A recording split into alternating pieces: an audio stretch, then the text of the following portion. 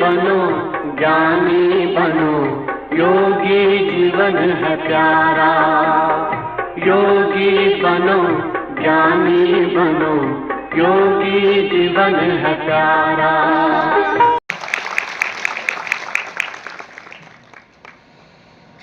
આજે જામનગરના આંગણે જામનગરની આઈટીઆઈ અને જામનગરના આઈટીઆઈના આપણા પ્રિન્સિપલ ત્રિવેદી સાહેબ બનાવેલું આજના કૌશલ્ય ગોરખ પુરસ્કાર નિમિત્તે જામનગર પધારેલા નિયામક શ્રી કણઝરિયા સાહેબ, ડાયસ ઉપર બેઠેલા સર્વે અનુભવ માણસો, રિટાયર આઈટીઆઈના ઇન્સ્ટ્રક્ટર, ચાલુ ઇન્સ્ટ્રક્ટર, પ્રિન્સિપલ અને જે અહીંથી ભણીને આગળ વધ્યા છે એવા કામ કરતા દરેક આઈટીઆઈના સ્ટુડન્ટ અને આજે ચાલુમાં જે ભણતા હોય બધા આઈટીઆઈના વિદ્યાર્થીઓ. એટલે મારે આઈટીઆઈ વિશે બોલવું એટલે બહુ લાંબુ થઈ જાય, પણ આપણે ટૂંકું જ બોલશું. અને જાજુ સાંભળવું હોય તો મારી ફેક્ટરી આવીને સાંભળી શકે છે.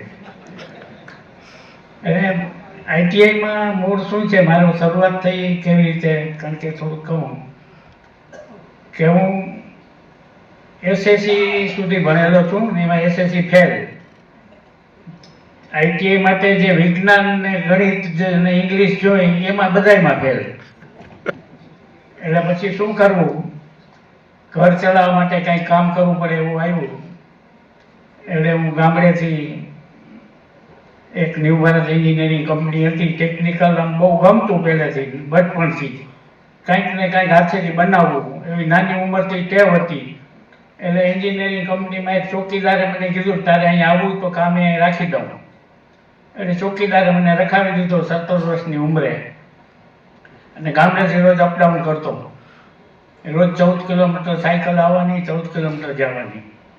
પણ શોખ હતો એટલે થાક જેવું કંઈ લાગતું નહીં. પછી જામનગર રહેવા આવ્યો, 2-3 વર્ષ કામ કરતા કરતા આઈટીઆઈ હવે આવશે, આઈટીઆઈ આવી નહીં હતી. એટલે 4 વર્ષ કામ કર્યું તો કંપનીની અંદર લગભગ પ્રેક્ટિકલ મને બધી ખબર પડવા માંડી. પણ એન્જિનિયરિંગમાં થિયરી મેન હોય છે, કામ તો બધાને આવડે, પણ કામ કેવી રીતે કરવું, આગળ કેમ વધારવું, ઝડપ કેમ કરવી, કેવી રીતે મશીન ચલાવવા, એવી બધી થિયરી કોઈ તેથી શીખવાડતું હોય ને એ ટાઈમે એવો હતો. એટલે મેં મારા નાના ભાઈને આઈટીઆઈમાં દાખલ કર્યો હતો. તો એક દિવસ મેં એની ફાઇલ જોઈ, આઈટીઆઈમાં જે ભણાવે છે. તો મને લાગ્યું આમાં તો ઘણું બધું છે. મારા વિડીયોમાં મેં અમારે હતું એમાં જોયું હશે આવે. એટલે મેં કીધું હવે મારે આઈટીઆઈમાં શું કરવું જોઈએ. એમાં ગવર્મેન્ટે પહેલી જ બેન્ચ આઈટીઆઈ નાઇટ ક્લાસ ચાલુ કરી, અને હું પહેલી બેન્ચમાં નાઇટ ક્લાસમાં આઈટીઆઈમાં જોઈન્ટ થયો.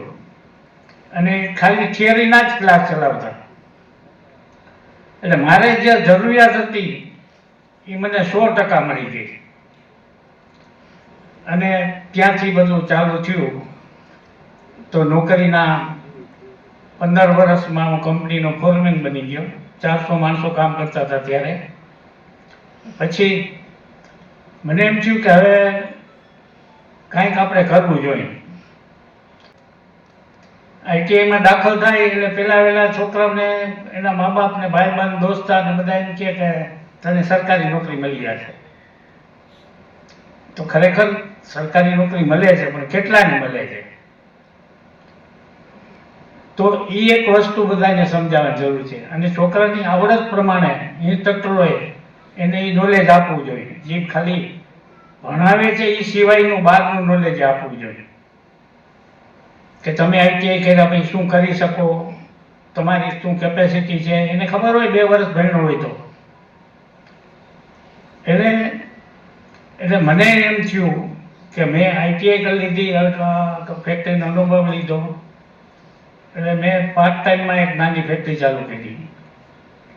અને નાની આઈટીઆઈ માટે ખાસ કહું છું કે તમારે જો તમારી ફેક્ટરી કરવી હોય તો નાના ફેક્ટરીમાં કામે જવાનું. તમે મોટી ફેક્ટરીમાં જાશો તો તમે તમારો ધંધો નહીં કરી શકો. કારણ કે ત્યાં બધું મોટું મોટું હોય, તમે મોટું તો કરી શકવાના નથી, એટલે તો આઈટીઆઈમાં આવ્યા છો તમે. તો તમારે પોતાનો ધંધો કરવો હોય તો તમે કોઈ પણ નાની ફેક્ટરીની અંદર નોકરી કરો, અને નાની ફેક્ટરીમાં નોકરી કરવા માટે ઘણીવાર પગાર જોઈએ, તો પગાર નાની ફેક્ટરીનો માલિકે કામ કરતો હોય, તો ત્યારે એમ કે કામ કરવું હોય તો પછી કોઈ દિવસ પગાર નહીં જોવાનો, અને 20-21 વર્ષની ઉંમરે તમારે પગારની શું જરૂર છે? ત્યારે તો બાપુજીની આવક ચાલુ હોય, જેમ તમે કોલેજમાં ભણવા જાઓ 3 વર્ષ કેમ એને ફી ભરવી પડે છે, 4 વર્ષ ફી ભરવી પડે, ફી ભર્યા પછી નોકરી માટે હળિયાપટ્ટી કરવી પડે. તો તમે એમ ઘણા એમ કે તમને નોકરી નથી મળતી. હું બધાને આઈટીઆઈમાં બધી જગ્યાએ જાણને કહું છું, મારા લેક્ચર બધી આઈટીઆઈમાં હોય છે, 3-4 આઈટીઆઈમાં જામનગરમાં, કારણ કે હું 3 આઈટીઆઈમાં પીપીપીમાં ચેરમેન છું, ભાનવર, લાલપુર, જામનગર. તો હું બધા વિદ્યાર્થીઓને આ કહું છું કે તમે ભણીને ગમે ફેક્ટરીમાં જાઓ અને પગાર માંગો નહીં, તમારે જે દેવું દેજો, મારે કામ કરવું છે, તો તમને કોઈ ના રાખવાની ના ન પાડે. આપણે બધા પેલા પગાર જ માંગીએ, ગમે ધંધામાં, ગમે નોકરીમાં. પગાર કેટલો દેશો? મારો 25 રૂપિયા પગાર હતો 1965માં, અને 28 કિલોમીટર સાયકલ હલાવીને આવતો. તો તમે પગાર ઓછો લઈ અને દિલથી કામ કરો તો આઈટીઆઈ જેવું નોલેજ તમને દુનિયામાં ન મળે. એ 100%. હું તમારી સામે જ ઊભો છું ને, કોકની વાત તો કરતો નથી. એટલે આઈટીઆઈ પછી બીજી વાત કરીએ બ્રાન્ડ એમ્બેસેડરની. આમાં કટકે બદલાતી રહેશે થોડી ઘણી. બ્રાન્ડ એમ્બેસેડરની તો કેવી જ પડશે.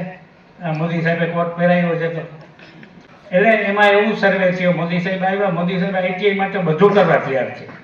એટલી બધી આઈટીઆઈ સુધારી છે, તાંગર આઈટીઆઈ બધે. તો એને સર્વે કરાવ્યો કે ભાઈ આઈટીઆઈ કરેલા છોકરાઓ અત્યારે શું કરે છે. એટલે આખા ઇન્ડિયાની આઈટીમાંથી એણે રિપોર્ટ મગાવ્યા. તો જામનગરના આઈટીઆઈમાંથી ત્યારે પ્રિન્સિપાલ હશે એને મોકલું હશે, મને ખબર નહોતી કે અમારું નામ મોકલું છે ત્યાં. દિલ્હીથી લેટર આવ્યો કે તમારી ડિટેલ મોકલો, તમે શું કરો છો, કેટલા માણસો છે, શું બનાવો છો, કેવી રીતે બનાવો છો, શું કરો છો, બધી માહિતી માંગી.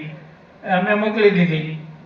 અને પછી એક દિવસ ફોન આવ્યો કે તમે આ તારીખે હાજર થઈ જાઓ અને મોદી સાહેબના તમારે અહીંયા વિજ્ઞાન ભવનમાં તમારું સન્માન કરવાનું છે.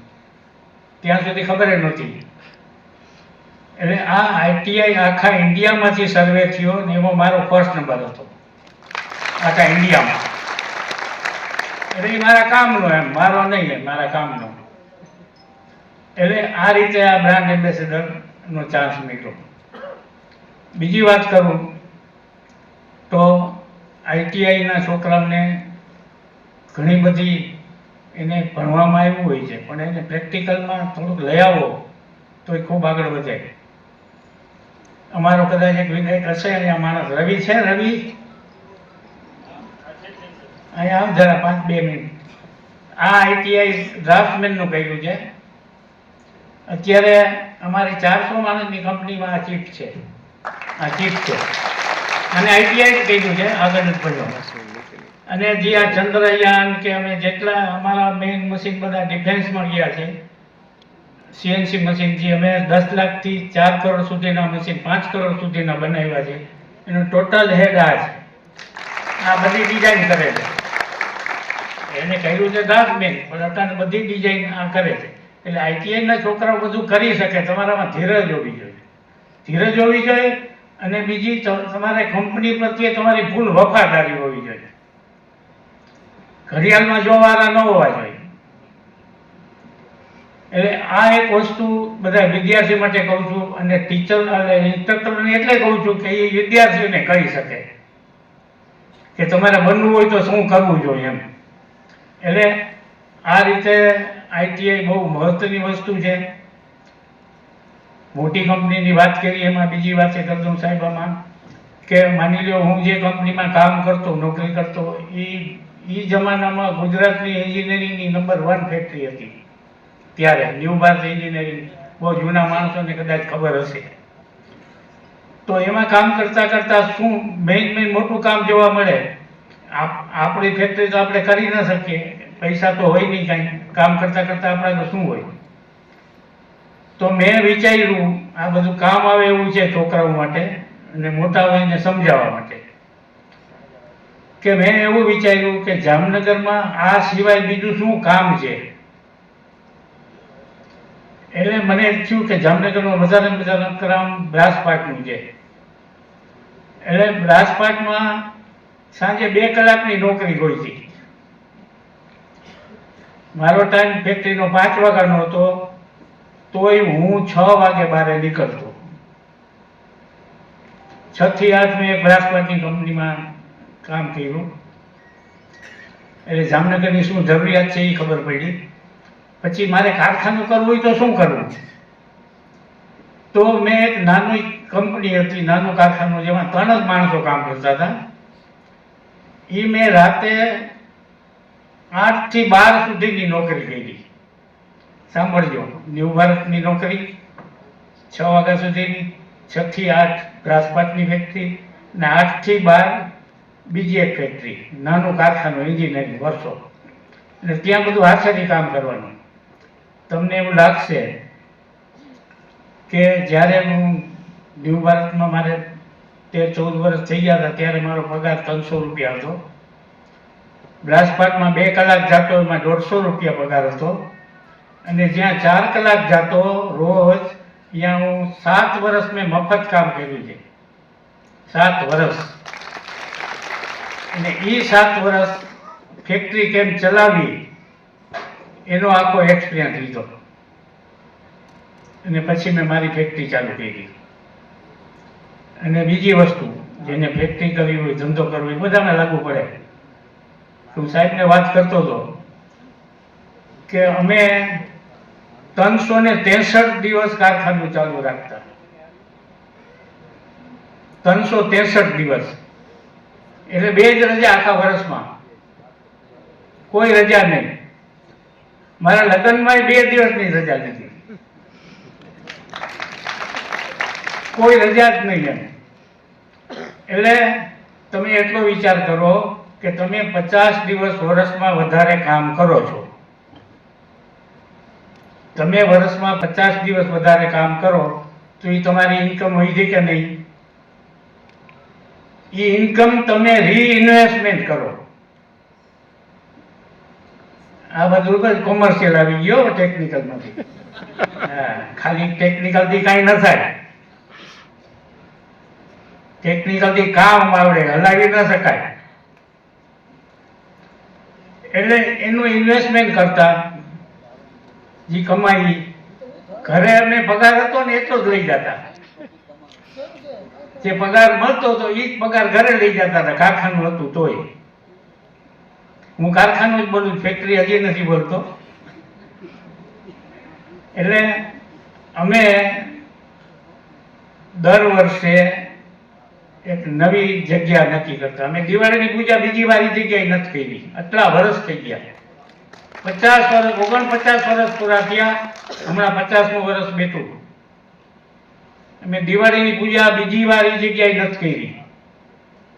એટલે તમે સમજી શકો છો કે આ ડેવલપમેન્ટ કઈ રીતે થાય.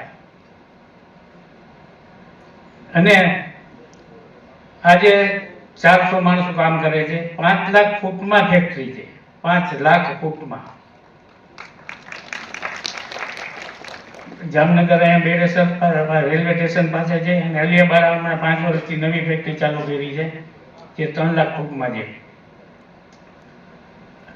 અમારે ત્યાં માણસો કામ ઉપર આવે, આઈટી વાળા આવે કે બીજા, અમે છાપામાં જાહેરાત એવી દઈ છીએ કે 10 ધોરણ ફેલ ને 12 ધોરણ ફેલ જોઈ છે. બધાથી ઉલટી જાહેરાત. કારણ કે 10 ફેલ થાય એટલે એનો દરવાજો બંધ થઈ ગયો જવાનો, 12 ફેલ થાય એટલે બંધ થઈ ગયો. અમે ખોલીએ પછી એને. અમે એને ફેક્ટરીમાં લઈ આવ્યા, જેને ફેક્ટરી કરી હોય કામ કરાવવું એના માટે ભેગું, અથવા સલાહ દેવી જે કામ આવશે, ઇન્સ્ટ્રક્ટરો છે બધા, એ સલાહ દઈ શકે. તો અમે એને ફેક્ટરીમાં આવે એટલે કહીએ કે તું 2 દિવસ અંદર આંટો માર બધે, તને શું ગમે છે ને એ 2 દિવસ પછી કે. 2 દિવસ હું બોલાવું એને, પછી પૂછું તારે શું કામ કરવું છે. 2 દિવસમાં એ જોઈ નક્કી કરે મારે આ મશીન પર કામ કરવું છે, મારે પિત્તળ બનવું છે, મારે આ મશીન હલાવવું છે, મારે આ મશીન હલાવવું છે, મારે હું એ મશીન ઉપર એને રાખું, એ કામ એને આપું. એટલે એમ ના કે આ મને કામ ગમતું નથી. આજે વધારે પડતું એ ચાલે છે, હું ત્યાં ગયો મને આ ગમતું નથી, પણ તને ગમે એ જ કામ આપવાનું. સોનીને સોનાનું કામ દેવાય, લુહારને લુહારનું કામ દેવાય. સોનીને લોહારની હાકર બનાવવા ન દેવાય. એ હાકર 1 વર્ષે બનાવી દે. એટલે એ આ બધું ઓળખવું જોઈએ. ઓળખવા માટે કંઈક ભણવું જોઈએ. પાછું ભણવાનું આવ્યું. તો મેં એક CED નો કોર્સ કર્યો, ઘણાને ખબર હશે કદાચ, સેન્ટર એન્ટરપ્રિન્યોરશિપ ડેવલપમેન્ટ ઇન્સ્ટિટ્યૂટ. એ નાઇટ ક્લાસ, આપણે બધા નાઇટ ક્લાસમાં જ કર્યા જ કામ. કારખાના નાઇટ ક્લાસમાં લાવ્યા, ભણવાનું નાઇટ ક્લાસમાં. એ મેં કોર્સ કર્યો કે મેનેજમેન્ટ કેમ કરવું, માણસોને કેમ ઓળખવા. એ મેં કોર્સ કર્યો આ કામ કરતા. એટલે એ કોર્સમાં આખા ઇન્ડિયાનો સર્વે થયો હતો, અને એ કોર્સ ગુજરાત ગવર્મેન્ટ પાસે જ છે, એ આપણે ખબર બધાને. અત્યારે EDI તરીકે ગાંધીનગરમાં છે. વર્લ્ડમાં હોય એ કોર્સ આપણા પાસે જ છે. એ પેટર્ન રજિસ્ટર છે. માધવજી સોલંકી અમેરિકાથી મંગાવ્યો છે આ કોર્સ આખો, અને એ પેટર્ન રજિસ્ટર છે, એમ કે બીજા કોઈ ન કરી શકે. એ કોર્સ જામનગર આપણી જિલ્લા ઉદ્યોગ કચેરીમાંથી થાય છે, અત્યારે થાય છે. એ મેં કોર્સ કર્યો મેનેજમેન્ટનો, અને બધું જાણ્યું. આખા ઇન્ડિયામાં મારો એમાંય ફર્સ્ટ નંબર હતો, આખા ઇન્ડિયામાં. આમાં ભણવાની ક્યાં વાત આવી કે આપણે ભણ્યા હોય તો જ બધું થાય? વાત ગણવાની છે. એટલે આ રીતે શરૂઆત ITI થી થઈ. આ રીતે નોલેજ જે મળ્યું, ટેકનિકલ નોલેજ, એમાંથી આ બધી વસ્તુ ઊભી થઈ. ત્યાં સુધી તો કામ આવડતું હતું, પણ આ બધી ખબર ન પડતી કે આ બધી ફોર્મ્યુલા ને સિસ્ટમ ને બધું શું છે, લોગ ટેબલ શું છે ને ડ્રોઈંગ શું છે, એ બધા ITI માંથી હું શીખો. એટલે ITI ને કારણે આજે જે કાંઈ હું બન્યો છું, અથવા હું ઘણા બધાને સલાહ દઉં છું કે ભાઈ તમે કોલેજમાં જાઓ એના કરતાં ITIમાં જાઓ, તમારું ભવિષ્ય 2 રીતે સુધરે છે. એટલે ITIમાં સાહેબે આજે આ બધું ગોઠવું, થોડું ઘણું કહેવાનું અમને લાભ મળ્યો. હવે મારી પ્રોડક્ટની વાત કરું થોડુંક, તો એમ કે અમે ઇન્ડિયાના દરેક ડિફેન્સમાં અમારા મશીનરી જાય છે, અને એ મશીનરી આજ દી સુધી ઇમ્પોર્ટ થતી. અમે એક્સપોર્ટ બહુ નથી કર્યું, પણ ઇમ્પોર્ટને રોક્યું છે. ચંદ્રયાનની વાત નીકળી તો ચંદ્રયાનમાં જે અમે મશીન આપ્યું હતું, ચંદ્રયાન વિશે DRDL હૈદરાબાદમાં, એ મશીન 90 ટન વજનનું હતું. એટલે અમે જો મોદી સાહેબની જેમ છે ને 90,000 કિલો બોલીએ છીએ. મોદી સાહેબ કરોડમાં ન બોલે, 100 લાખ રૂપિયા આપીશ. એટલે હું યાદ બોલું છું કે 90,000 કિલોનું મશીન અમે આપ્યું. 9 ટ્રક ભરીને મોકલું, ત્યાં જઈને અમે ચાલુ કર્યું, બધું પાઠ બનાવી દીધા અને પાસ કરાવી દીધું. આ રીતે અમે આ બ્રહ્મોસના રોકેટ બને છે ત્યાં મશીન આપ્યું છે. પછી આ ડોકયાર્ડમાં જે આપણી પનડુબી શું કહેવાય, સબમરીન, એ સબમરીનને અમે ફ્રાન્સની કંપનીએ સબમરીન કોલાબરેશનમાં આપણે મઝગામ ડોકમાં 6 સબમરીન બનાવવાનો કોન્ટ્રાક્ટ રાખ્યો હતો. એટલે ફ્રાન્સના કોલાબરેશનમાં તો એક મશીન એવું બનાવવાનું હતું કે જે ઇન્ડિયામાં નહોતું બનતું ને ફ્રાન્સથી મંગાવવાનું હતું.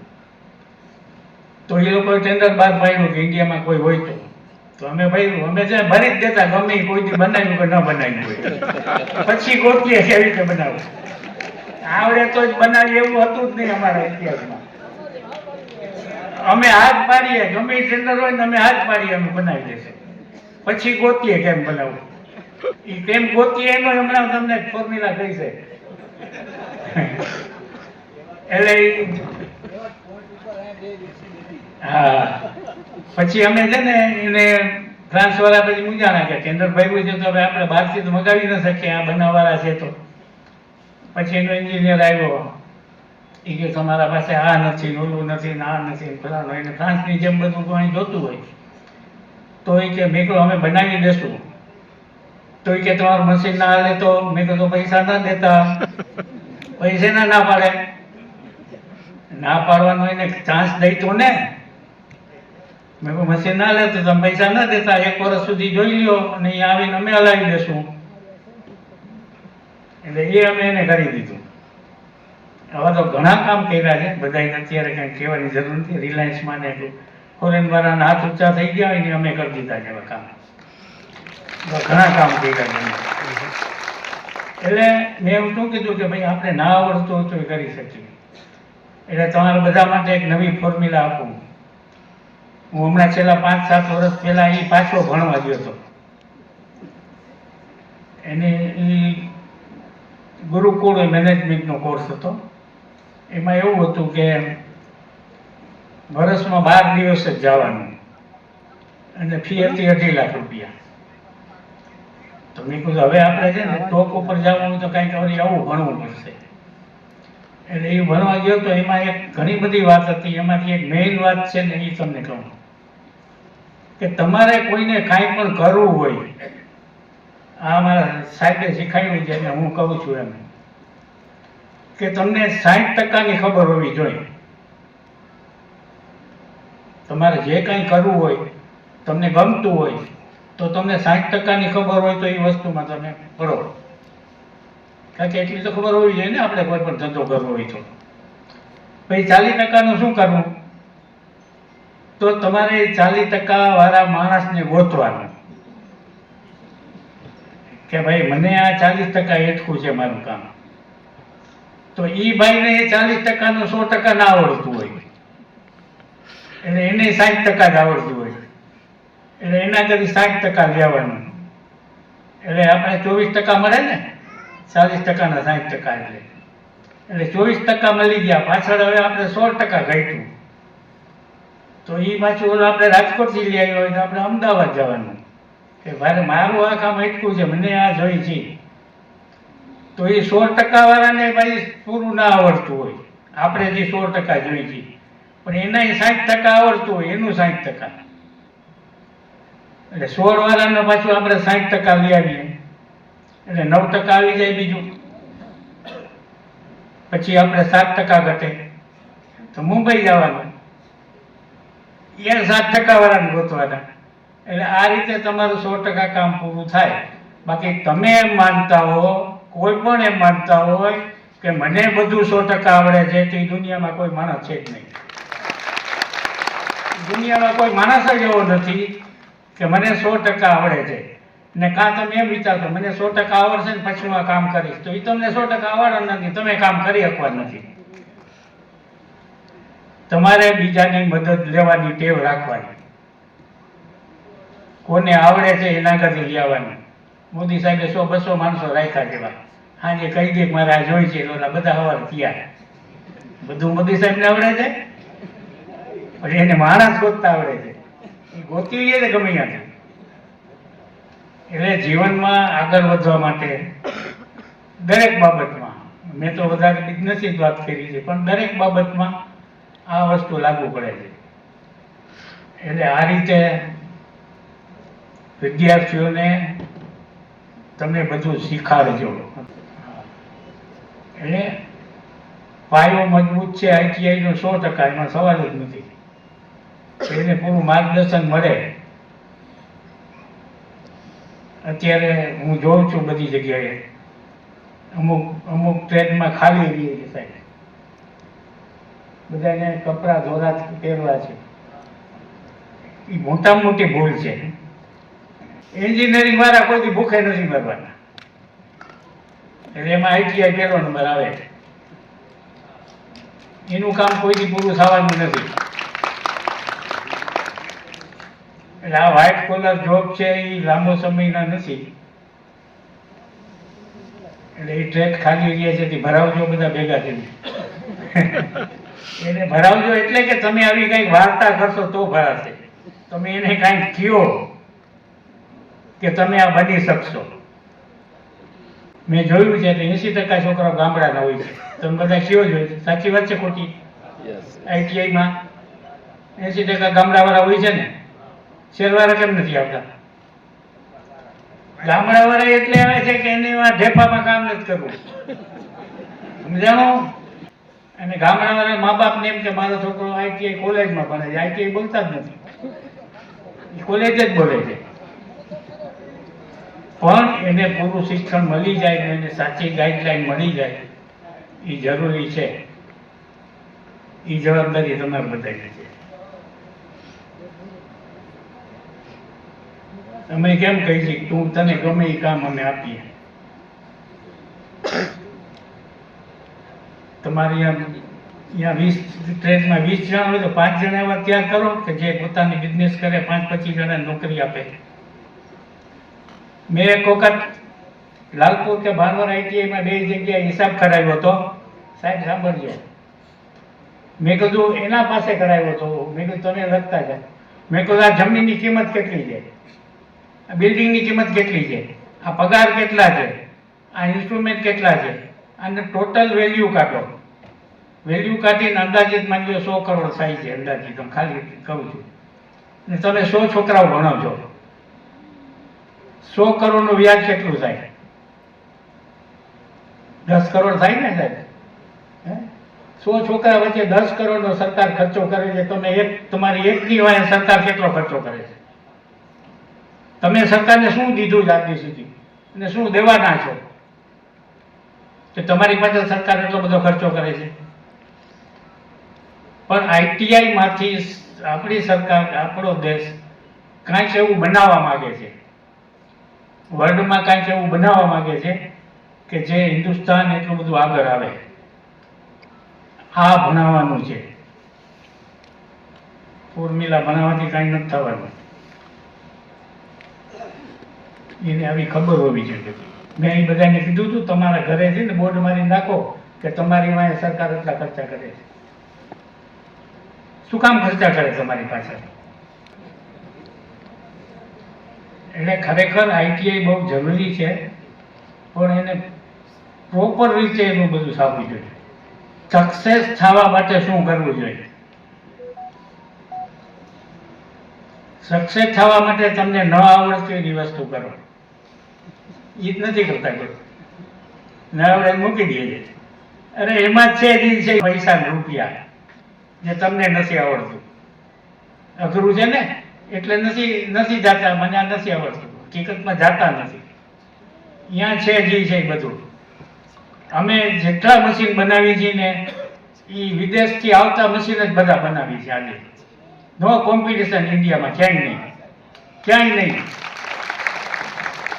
એ અમે ગોઈતું છે ને કે અમે ભણ્યા નથી ક્યાંય. રાતને દી આમાં કર્યું છે બધું. રાતે 5 વાગે નીંદર ઉડી જાય તો મોબાઈલમાં લખવા બેસી જાવ આજે મારે શું કરવાનું છે, નવું શું વિચાર આવ્યો છે. તો આ ઉંમરે તો ભૂલી જવાય. 78 વર્ષ થયા છે, ભૂલી જવાય. તો રાતે યાદ આવે ને લખી દઉં, પછી સવારે કહું આ રવિને બધાને કે મને આ યાદ આવ્યું છે, આનું કંઈ કરો. હું કાંઈ ન કરું, આપણે કરાવવાનું જોઈએ. પછી એ લોકોને છૂટ આપો. તમારે થાય એવી છે તમે ખર્ચો, ગમે એ ખર્ચો થાય એવી છૂટ આપવી જોઈએ. આપણે અહીંયા કામ કરતા હોય માણસોને બધું પાવર દેવાય. તો પાવર દે નહીં ને પછી માણસો રાખે તો પછી કંપનીમાં કે દુકાનમાં 5 માણસો જ હોય, એમાં માણસ ન વધે. ચેક બધું પોતે જ કરતો હોય. દુકાને ઈ ખોલે, કારખાનું ઈ ખોલે, સાંજે બંધે ઈ કરે, સાંજે બંધ કરીને ગરમી જાય. એમાં ઢેટ ગરોળીમાંથી મગર ન થાય. મગર જેવી દેખાય છે ઢેટ ગરોળી, દેખાય છે ને? વગર થાય ગમે એટલું ખવડાવો તો. હું ITI ના દરેક જગ્યાએ જાઉં છું. હું કોઈ દી મારા પેટ્રોલના ડીઝલના કે મારો ટાઈમનો કોઈ દી હિસાબ નથી રાખતો. મને બોલાવે એટલે જાઉં. એટલે છોકરાઓ તમારે કોઈને શીખવું તો આવજો મારા ઘરો. હું આમ ફ્રી જોઉં છું. હા, ગમે ત્યારે આવજો કે તમારે શું કરવું છે, તમારા શું નોલેજ છે, તમારી આવડત શું છે ને. CET માં જાઓ ને તો ખબર પડી જાય. એમાં તમારી આવડત અંદરથી બધી કાઢે છે અને એમાં કહી જ દે કે તું ધંધો કરતો જ નહીં, તારામાં કોઈ આવડત નથી. એટલે ITI ના લેક્ચર આ બધું ઘણું બધું કહેવાઈ ગયું છે. કોઈને ખરાબ લાગ્યું હોય તો માફ કરશો. ત્રિવેદી સાહેબે આ સરસ મજાનો નવો કાર્યક્રમ ગોઠવો, બધા જૂનાને બોલાવ્યા. પણ જૂનાને ખાસ વિનંતી કે ITI નો ખૂબ પ્રચાર કરજો અને એનાથી શું લાભ થાય, તમે શું કરી શકો. હું ITI કર્યું છું, બહુ આગળ વધ્યો એવું નથી. ઘણા બધા એવા આગળ વધેલા છે. આ તો હું અહીંયા ધ્યાનમાં આવી ગયો છે બોલાવે છે. એટલે આ આવડત દરેકમાં હોય છે, દરેક છોકરામાં હોય છે, પણ એને કાઢવી જોઈએ. પણ ITI વિશે તમે આ પ્રચાર કરજો. હું તો કરું જ છું. મારા અંદર કોઈ આવે ને છોકરાઓ તો હું ITI કરો. મારી વાત આ પૂરી કરીને વિરમું છું. બાકી કાંઈ કેવું કહેવાય ગયું તો માફ કરશો.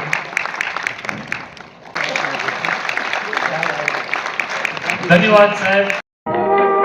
योगी बनो ज्ञानी बनो, योगी जीवन है प्यारा।